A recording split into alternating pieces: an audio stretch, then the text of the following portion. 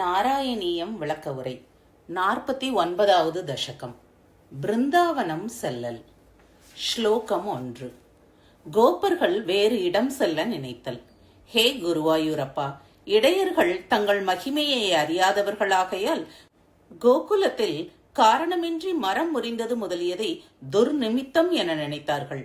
அவர்கள் வேறு இடம் செல்லவும் நினைத்தார்களாமே. ஸ்லோகம் 2. பிருந்தாவனம் செல்ல தீர்மானித்தல். ஹே குருவாயூரப்பா, அந்த இடையர்களுக்குள் உபநந்தன் என்பவன் சிறந்தவன். அவன் இதிலிருந்து மேற்கு திக்கில் பிருந்தாவனம் என்று பெயர் பெற்ற அழகான காடு இருப்பதாக கூறினானாமே. அதுவும் தங்கள் பிரேரணையினால் தான் கூறியிருக்க வேண்டும், அது நிச்சயம். ஸ்லோகம் 3. ஸ்ரீ கிருஷ்ணன் பிருந்தாவனம் புறப்படுதல்.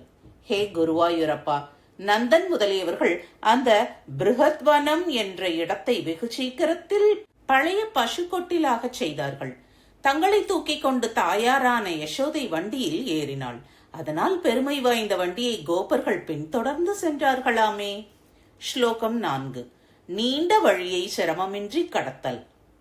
ஹே குருவாயூரப்பா, வண்டிகளுடைய அழகான சப்தமும் பசு கூட்டங்களின் குழம்பு சப்தங்களும் கேட்டன.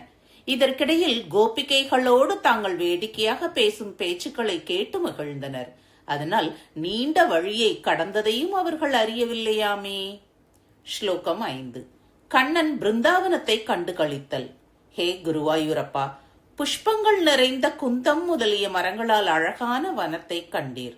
பச்சை ரத்தினங்களை இறைத்தது போன்று விளங்கும் புல் நிறைந்த தேசத்தையும் கண்டு களித்தீராமே. ஸ்லோகம் 6. பிருந்தாவனத்தை சுற்றி பார்த்தல். ஹே குருவாயூரப்பா, எல்லா கோபர்களும் சந்திர பிரபை போன்று புதிதாக நிர்மாணம் செய்யப்பட்ட வீடுகளில் சுகமாக வசித்து வந்தனர். அவ்விதம் இருக்க தங்கள் இடைய குழந்தைகளை அழைத்துக் கொண்டு காட்டின் அழகை எங்கும் சென்று பார்த்தீராமே.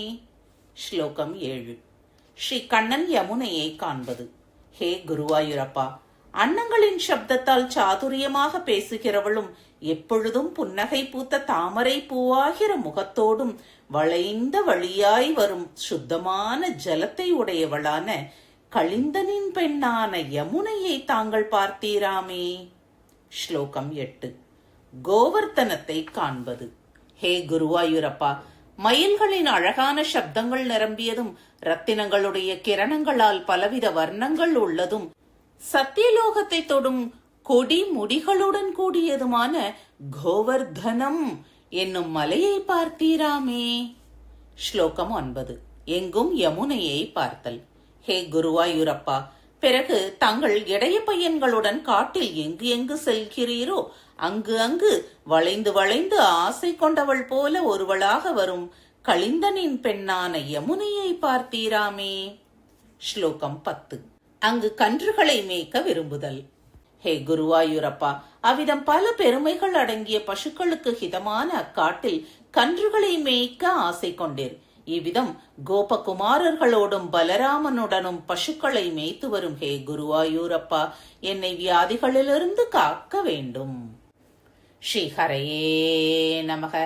சர்வத்ர கோவிந்த நாம சங்கீர்த்தனம். கோவிந்த கோவிந்தா.